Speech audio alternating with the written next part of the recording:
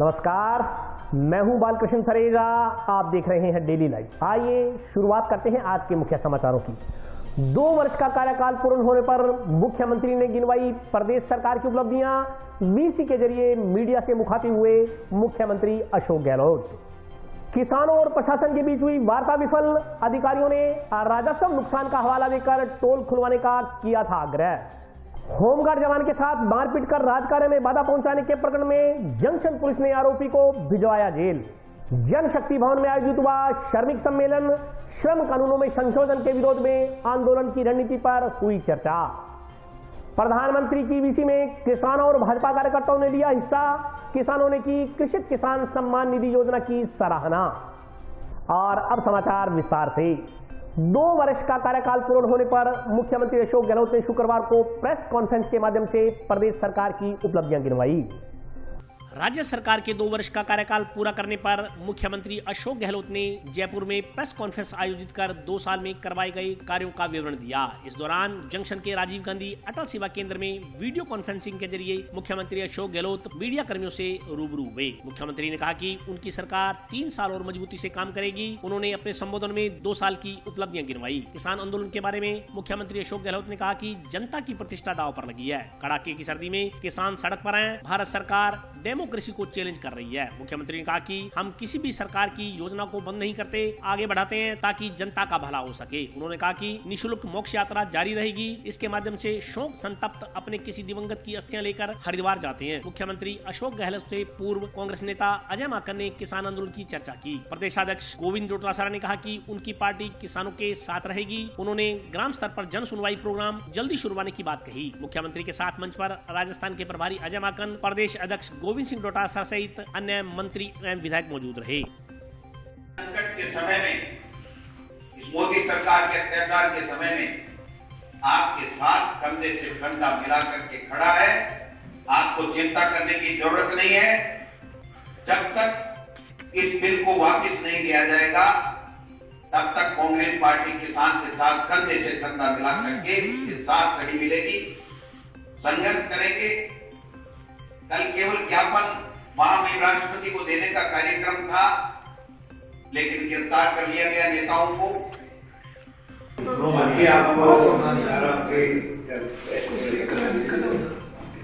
के माध्यम से जो दूसरा हुए विस्तार से आपको मिलेंगे, कुछ भी होंगे। फिर क्या होगा, जो तमाम क्योंकि 2 साल के मैनिफेस्टो में जो 500 के लगभग आते हैं।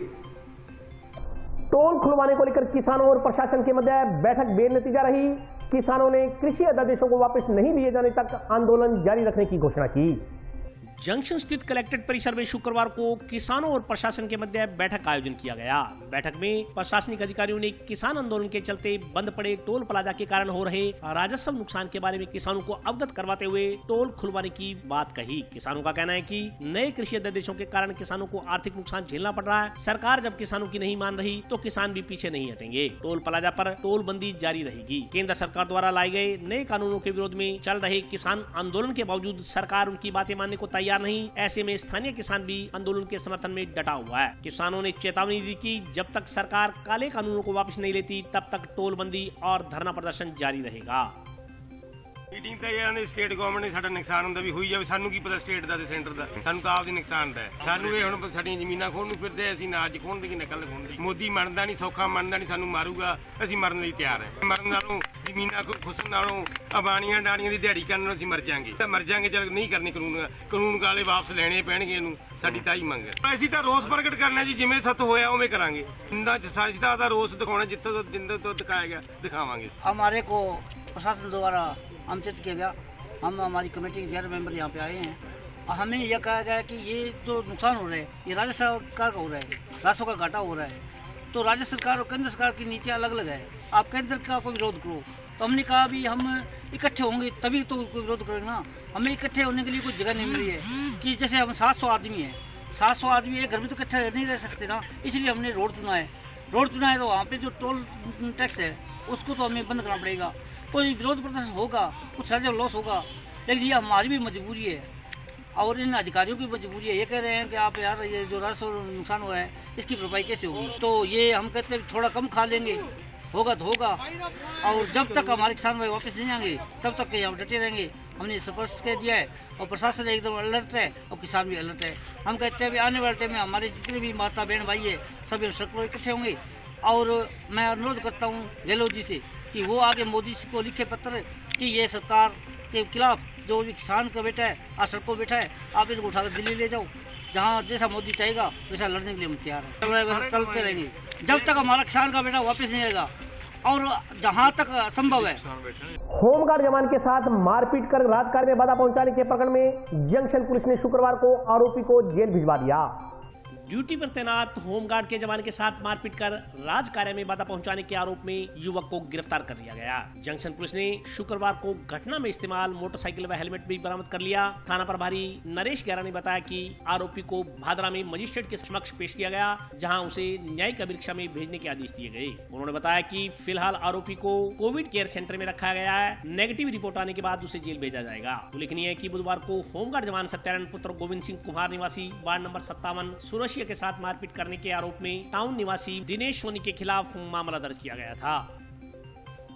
कल बाजार के अंदर सत्यानंद होमगार्ड जो ट्रैफिक थाना की तरफ से ड्यूटी पर तैनात था, उसके राजकार्य में बाधा और मारपीट संबंधी प्रकरण दर्ज हुआ, जिसमें आज बाद अनुसंधान मुलजिम को गिरफ्तार कर लिया गया और आगे अनुसंधान किया जाएगा। टाउन स्थित जनशक्ति भवन में श्रमिक सम्मेलन का आयोजन किया गया। सम्मेलन में श्रम कानूनों में संशोधन के विरोध में आंदोलन की रणनीति पर चर्चा की गई। राजस्थान सीड्स कारपोरेशन से जुड़े श्रमिकों का सम्मेलन शुक्रवार को टाउन स्थित जनशक्ति भवन में आयोजित किया गया। सम्मेलन में श्रम कानूनों के विरोध में चल रहे आंदोलन के बारे में चर्चा की गई। श्रमिक नेताओं ने बताया कि केंद्र सरकार द्वारा श्रम कानूनों में संशोधन कर श्रमिक हितों का हनन किया जा रहा है। इसके विरोध में पूरे देश में श्रमिकों का आंदोलन चल रहा है। आंदोलन को लेकर आगामी रणनीति पर विचार विमर्श किया जा रहा है। उन्होंने बताया कि नए कृषि अध्यादेश भी एक तरह से श्रमिक विरोधी ही साबित होंगे। नए कृषि अध्यादेशों के चलते मंडी व्यवस्थाएं ठप हो जाएंगी और लाखों की संख्या में श्रमिक बेरोजगार हो जाएंगे। इसका हर्जाना न केवल किसानों को भुगतना पड़ेगा, बल्कि इसका बुरा असर श्रमिक और व्यापारी वर्ग पर भी पड़ेगा। सम्मेलन में किसान आंदोलन को समर्थन देने के बारे में भी चर्चा की गई। उन्होंने बताया कि वर्तमान में चाहे भाजपा की सरकार हो या कांग्रेस की, दोनों ही पार्टियों की दमनकारी नीतियों का खामियाजा देश की जनता को भुगतना पड़ रहा है। श्रमिकों के 44 कानूनों को 4 कोड में तब्दील कर श्रमिक हितों का हनन किया जा रहा है। इसके विरोध में आंदोलन को और तेज किया जाएगा। लोगों चलते चलते दिमाग एक्सीडेंट वो भूख से बड़ी संख्या में मारे गए। रास्ते में चलते गर्भवती महिलाएं को सड़कों पर बच्चा पैदा हो गया, उनमें भी कोई मृत्यु की प्राप्ति हो गई। आज यहाँ जनशक्ति भवन हनुमानगढ़ टाउन में राजस्थान सीड्स कारपोरेशन मजदूर यूनियन का 6वां सम्मेलन होने जा रहा है और इस सम्मेलन में हमने चर्चा की है कि जो मोदी सरकार ने श्रम कानूनों में मजदूर विरोधी संशोधन किया है, उसके खिलाफ लगातार पूरे देश में जो संघर्ष चल रहा है, उस संघर्ष को और मजबूत करेंगे और उसको लड़ेंगे। दूसरी मुख्य बात है जो कृषि कानूनों में जो संशोधन मोदी सरकार ने किया है, 3 अध्यादेश लेकर आई है, काले कानून जिसको कहा जा रहा है निश्चित तौर पर, और उसके खिलाफ पूरे देश का किसान, मजदूर और आम जनता लड़ रही है। ये 3 जो अध्यादेश मोदी सरकार लेकर आई है, ये सिर्फ किसानों के खिलाफ नहीं है। इससे हमारे ये छोटे व्यापारी, मंडियां इससे खत्म होगी और मंडियां खत्म होगी तो मजदूर खत्म होगा, हमारे जो छोटे बाजार हैं वो खत्म होंगे और किसानों पर तो बहुत बड़ा ये हमला है। और ये जो आंदोलन चल रहा है 1 माह से, पिछले 26 तारीख से ये जो दिल्ली को घेर के किसान बैठा है, राजस्थान में शाहजहांपुर बॉर्डर पर किसान बैठा है, निश्चित तौर पर हमारे तमाम यहाँ के CITU के लोग पूरे राजस्थान के और खासतौर से हनुमानगढ़ में इस आंदोलन में पहले भी हम लगातार इस किसान आंदोलन के साथ है और इस किसान आंदोलन के साथ हम तन मन धन से रहेंगे। राजस्थान सीड्स कॉरपोरेशन मजदूर यूनियन CITU का सम्मेलन होने जा रहा है और इस सम्मेलन में आज जो देश के अंदर जो हालात बने हुए हैं, इन हालातों पर चाहे वो कांग्रेस की सरकार हो चाहे BJP की सरकार, इन दोनों सरकारों ने हिंदुस्तान के मजदूर वर्ग, मेहनतकश जनता और किसान को उजाड़ने का काम किया है। आज के इस सम्मेलन में CITU के तमाम जो हमारे आंदोलन हैं उन आंदोलन पर विस्तार से चर्चा, और जिस तरीके से जो हमारे मजदूरों के 44 श्रम कानून थे उनको 4 कोड में तब्दील किया है, उनके खिलाफ हमारी रणनीति तय की जाएगी। इसी के साथ इस सम्मेलन में हमारे मजदूर साथियों ने प्रस्ताव लिया है आने वाले समय में कि एक तो 44 जो श्रम कानून को 4 कोड में बदला है, दूसरा हिंदुस्तान के पैमाने पर जिस तरीके से किसान सड़कों पर है उनके समर्थन में पूरी ताकत के साथ हमारे राजस्थान सिटी कॉर्पोरेशन के मजदूर आने वाले समय में जो भी काल किसान करेंगे, जिस तरीके का आह्वान करेंगे, उसमें पूरी ताकत के साथ हम इस आंदोलन को आगे बढ़ाएंगे। और इसी क्रम के अंदर आज हमारा यहाँ नई कार्यकारिणी, हमारे प्रस्ताव, हमारा जो इसकी समीक्षा है वो बैठक जारी है। कृषि अध्यादेशों के विरोध में जंक्शन के रिलायंस मार्ट के समक्ष चल रहा किसानों का धरना शुक्रवार को 6ठे दिन भी जारी रहा।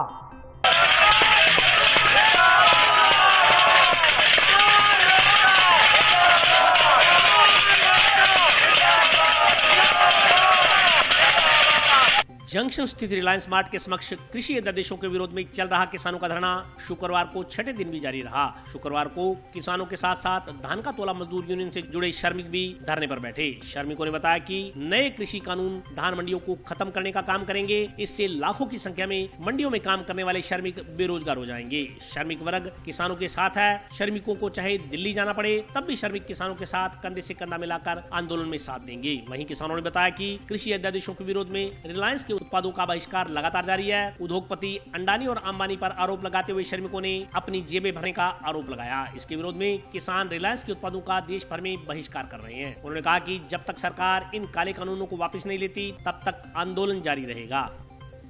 जो ये 3 अध्यादेश के किसानों ने विरोध किया है, इसके हम मजदूर भाई सभी हमारे किसान भाइयों के हम साथ में हैं और पहले भी हम साथ थे, अब भी इनके साथ है। अगर हमारे को कहीं भी जाना पड़े किसान के साथ, हम तन मन धन से इनके साथ रहेंगे। समर्थन दिया था, अब भी हमने समर्थन है इनके साथ। हमारी को आधी रात को फोन के अंदर कह दो तो भागी आएंगे, पूरी मंडी बंद कर सकते हैं। आज 6ठा दिन हो गया जो कि रिलायंस का विरोध चल रहा है। ये जो रिलायंस है, ये जो बड़ी पूंजीपति है, ये अंडानी अंबानी उनका है। तो मेरे कहने का मतलब है ये जो किसान है, किसान धरती पुत्र किसान है। आज जो मोदी है, मोदी भी रोटी खाता है तो वो किसान की दी हुई खाता है, पर उसको ये पता नहीं है कि जिस दिन किसान ने ये आटा गेहूँ और दाल चावल बंद कर दी तो तेरे साथ क्या होगा।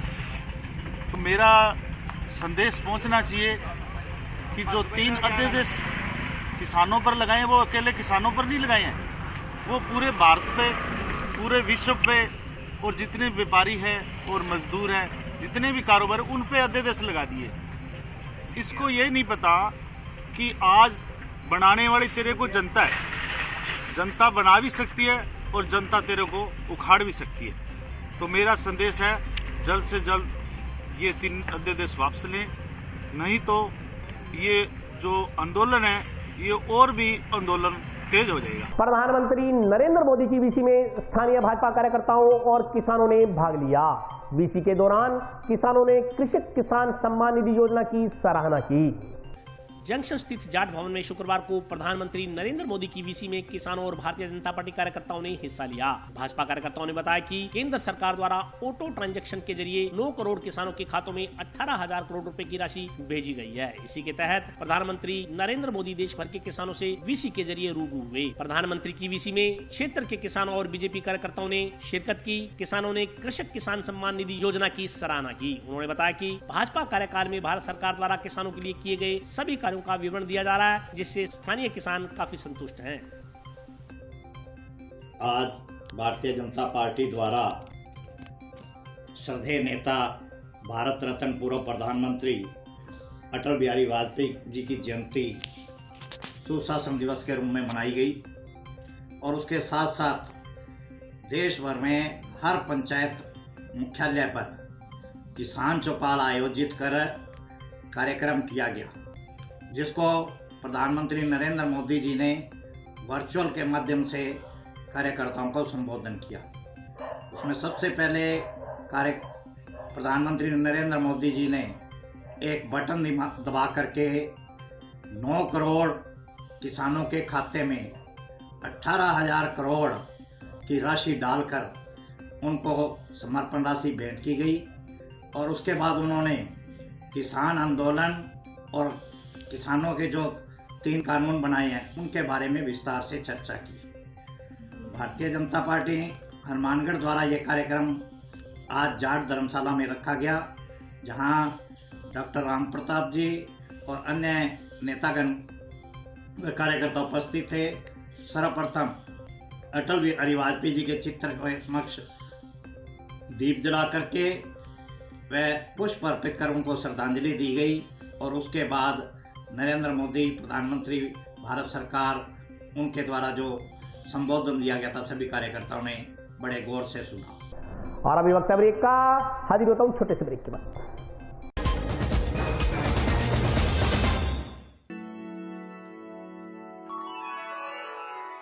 यूं तो कई बार मुझे हंसते देखा है,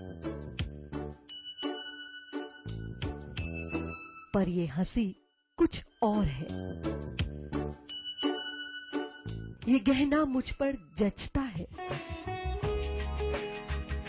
पर ये महज एक गहना नहीं, ये रूपरेखा है मेरे मन की, हंसती खिलखिलाती लहरों की, जो आतुर थी अब तक मुझ पर सजने को। इसलिए ये गहना ही मेरा सच्चा श्रृंगार है, श्रृंगार है, श्रृंगार है।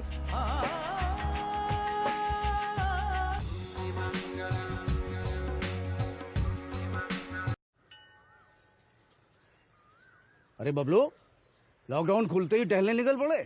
महामारी अभी फैली हुई है। सरपंच जी टहलने नहीं, काम पे वापस जा रहे हैं। तुझे डर नहीं लगता वायरस पकड़ लेगा? पहले थोड़ा बहुत डर लगता था, फिर पता चला कि अगर मैंने पूरी सावधानी बरती तो ये बीमारी होने की संभावना कम है। सबसे महत्वपूर्ण है ये मास्क। काम पर मास्क हमेशा पहनूंगा, समय समय पर हाथ धोता रहूंगा और दूसरों से हर वक्त कम से कम 2 गज की दूरी बनाए रखूंगा। खुद को, दूसरों को और अपने परिवार वालों को भी सुरक्षित रखूंगा। अरे भाई, मेरी जिम्मेदारी बनती है तुझे चेतावनी देना, तो दे दिया। जब देश के मेडिकल और स्वच्छता कर्मचारी रोज कोरोना वायरस से लड़ने का काम कर रहे हैं, तो हमारी भी तो जिम्मेदारी बनती है अपना काम करने की। बबलू, तुझे कुछ हो गया तो? हजारों लोग इस बीमारी को हराकर ठीक हो चुके हैं, और अगर किसी कारण मुझे ये बीमारी हो भी जाए तो सरकार ने अस्पताल में हमारे इलाज के लिए पर्याप्त व्यवस्था कर रखी है। ये घबराने का वक्त नहीं, एक दूसरे का हौसला बढ़ाने का वक्त है।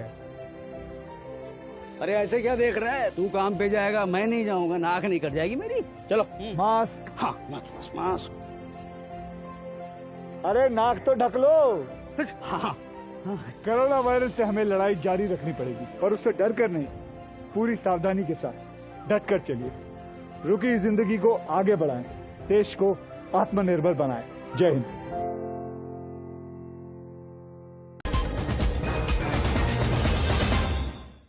ब्रेक के बाद स्वागत है। आइए नजर डालते हैं अगले समाचारों पर। टाउन में टीबी रोड स्थित कार एक्सेसरीज की दुकान से कोई अज्ञात व्यक्ति मोबाइल फोन चोरी कर ले गया। दुकान संचालक ने इस संदर्भ में ऑनलाइन एफआईआर दर्ज करवाई है। टाउन में टीबी रोड स्थित कार एक्सेसरीज की दुकान पर ग्राहक बनकर आए एक व्यक्ति ने दुकान मालिक का फोन चोरी कर लिया। फोन चोरी करने की यह घटना सीसीटीवी कैमरे की फुटेज में कैद हो गई। दुकान संचालक की ओर से अज्ञात के खिलाफ ऑनलाइन एफआईआर दर्ज करवाई गई है। जानकारी के अनुसार अक्षय कुमार पुत्र सुनील कुमार जांगीड़ निवासी वार्ड नंबर 33 बारिक कॉलोनी ने बताया कि उसकी टाउन में टीबी रोड पर जय गुरुदेव कार एक्सेसरीज के नाम से दुकान है। गुरुवार शाम करीब 4:50 पर एक अज्ञात शख्स उसकी दुकान पर आया और नया रिमोट मांगा। दुकान में काम कर रहे कर्मचारी ने रिमोट देकर उससे रुपए लिए। इसके बाद कर्मचारी काम में व्यस्त हो गया। तभी रिमोट के साथ ही काउंटर पर रखा मोबाइल फोन भी उस शख्स ने सभी की नजरें बचाकर उठा लिया तथा दुकान से रवाना हो गया। कुछ देर बाद उसने अपना मोबाइल फोन संभाला तो दुकान में नहीं मिला। सीसीटीवी कैमरे की फुटेज देखी तो रिमोट लेने आया शख्स मोबाइल फोन उठाकर ले जाता दिखाई दिया। हमें कल 24 तारीख को यहाँ पीछे काउंटर पे काम कर रहे थे, ठीक है, तो हम कुछ स्टूडियो वो सही कर रहे थे डेट टू, ठीक है। तब एक आदमी आया, उसके पग बंधी हुई थी और बढ़िया बढ़िया घर का लग रहा था, ठीक है। उसने रिमोट मांगा, फिर मैंने उसको रिमोट दिया। मैंने उसको चेक करवाया, चेक करवा के मैंने उसके हाथ में रिमोट दिया। उसने मेरे फ़ोन के पास रखा, ठीक है।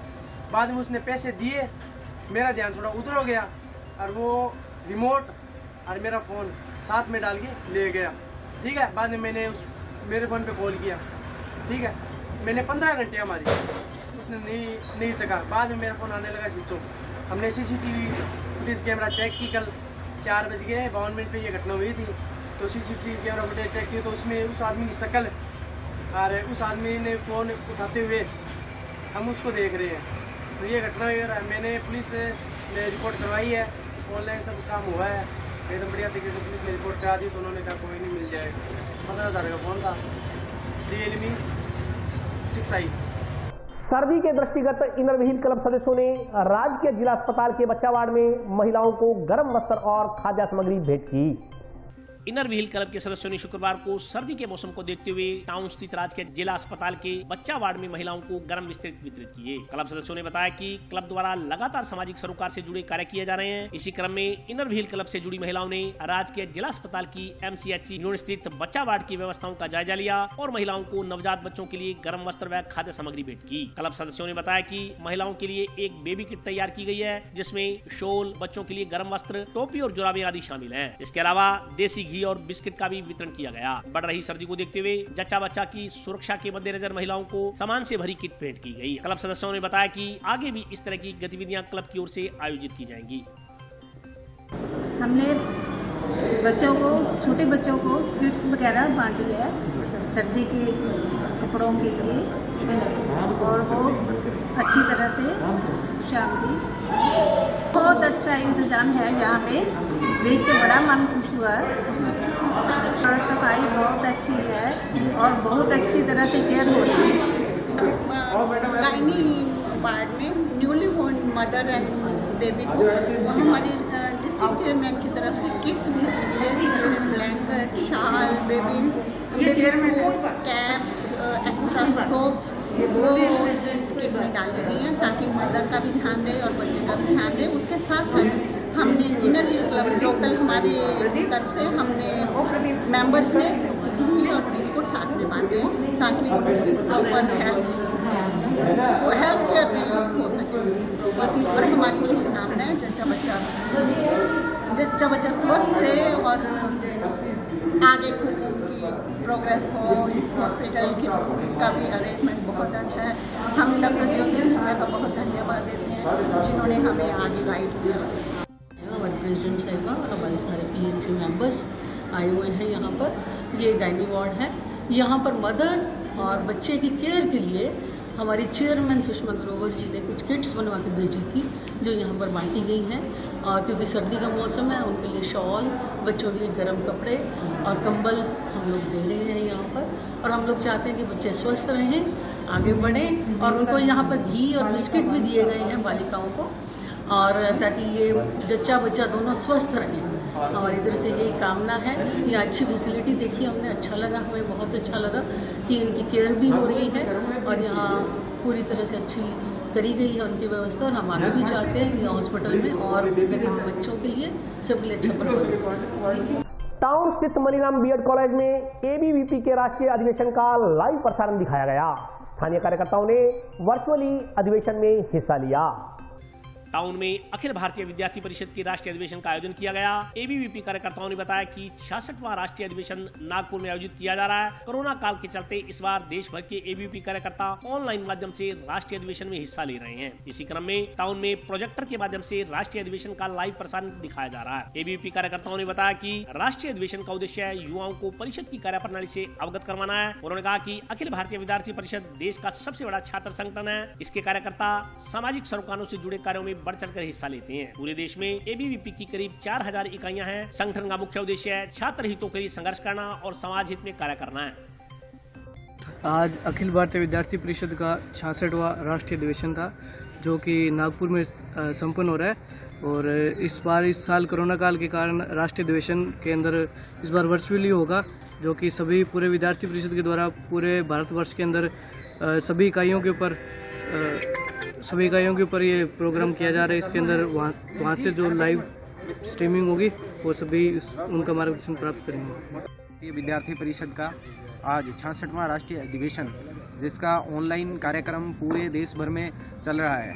क्योंकि कोरोना महामारी को देखते हुए इस बार राष्ट्रीय अधिवेशन में पूरे जोधपुर प्रांत से 90 से अधिक कार्यकर्ता अपेक्षित थे, लेकिन कोरोना को देखते हुए पूरे देश भर से सिर्फ 100 लोगों का जो छोटे स्तर पर एक अधिवेशन हो रहा है।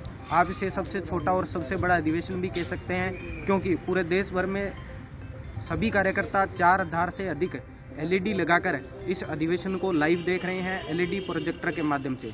हनुमानगढ़ जिले में पूरे जितनी भी इकाइयाँ हैं 5 इकाइयों पर इस अधिवेशन को लाइव देखा जा रहा है और इस कार्यक्रम के निमित्त अभी हम पूरे जो कार्यकर्ता है सबके सब एक जगह एकत्रित होकर इसको ऑनलाइन देखेंगे और देख रहे हैं।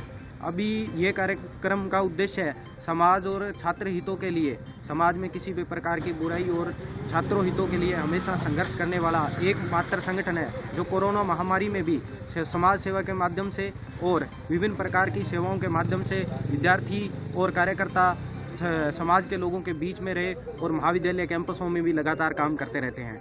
राष्ट्रीय युवक परिषद की ओर से अपना घर वृद्धाश्रम में क्रिसमस पर्व के अवसर पर वृद्धजनों को उनकी जरूरत का सामान भेंट किया गया। टाउन स्थित अपना घर वृद्धाश्रम में राष्ट्रीय युवक परिषद की ओर से क्रिसमस डे के अवसर पर कार्यक्रम का आयोजन किया गया।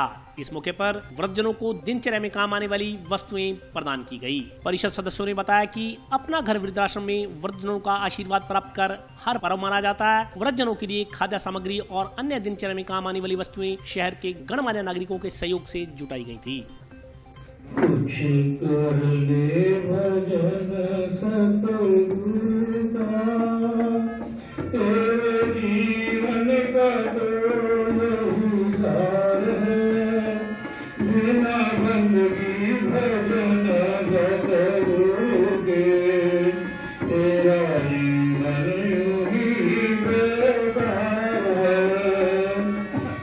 आज ये जो प्रोग्राम रखा गया है अपना घर वृद्धाश्रम के अंदर, उसके अंदर ये बताना चाहता हूँ कि आज बहुत ही भाग्यशाली दिन है क्रिसमस डे का।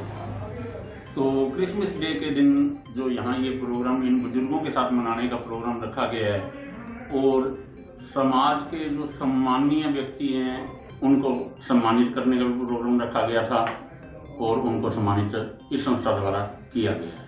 बुजुर्गों के लिए हमारी संस्था ने इतना सामान लेकर के आए हैं, वो सारा हमारे परिषद के सदस्यों ने दिया है अपने अपने स्वयं के खर्चे पर। जितना जिसकी श्रद्धा थी उसने उतना सहयोग दिया इसके अंदर। और बुजुर्गों के लिए हमारी संस्था ने दूध, फल और स्वेटर, जर्सियाँ, जूते, चप्पल, जो सॉक्स, ये चीज़ें इनके लिए लेके आई है हमारी संस्था और इनको हमारी संस्था वितरित करेगी इनको। और हम आगे भी हमारी ये राष्ट्रीय युवक परिषद ये कार्य जारी रखेगी।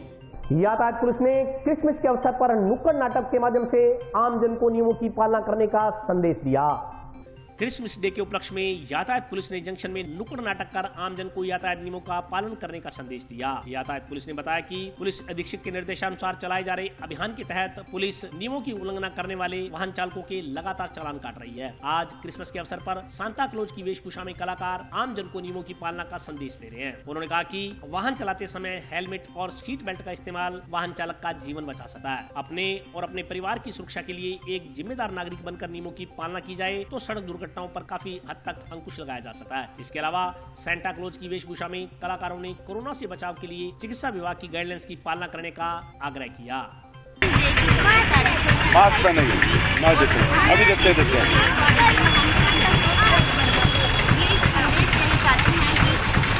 कोरोना काल में मास्क लगाकर सबसे पहले मास्क लगाए और मतलब कि जो है ट्रैफिक नियमों की पालना करनी चाहिए। कोरोना है या अब मास्क नहीं लगाएंगे तो ये हमारा जरूर हो सकता है। इसलिए हम यही संदेश देना चाहते हैं कि मास्क लगाकर ही रखें। पुलिस की तरफ से श्रीमान जिला पुलिस अधीक्षक महोदय के निर्देशन में आज सांता क्लॉज के माध्यम से आम जन को जागरूक किया जा रहा है। कोविड-19 में जो रूल्स बनाए गए हैं उनकी पालना करें ताकि आपका और आपका परिवार सेफ रहे। मास्क दिए जा रहे हैं, मास्क पहनाए जा रहे हैं सांता क्लॉज के माध्यम से ताकि हर आदमी सुरक्षित रहे, क्योंकि कोरोना का कोई धर्म नहीं है, कोई जाति नहीं है।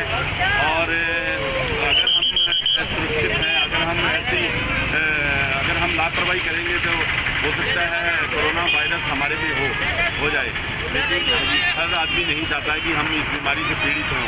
जो मास्क की एक वैक्सीन है, मास्क पहने, सुरक्षित रहें। तो आज के लिए बस इतना ही। कल फिर हाजिर होता हूं नए समाचारों के साथ। तब तक के लिए नमस्कार।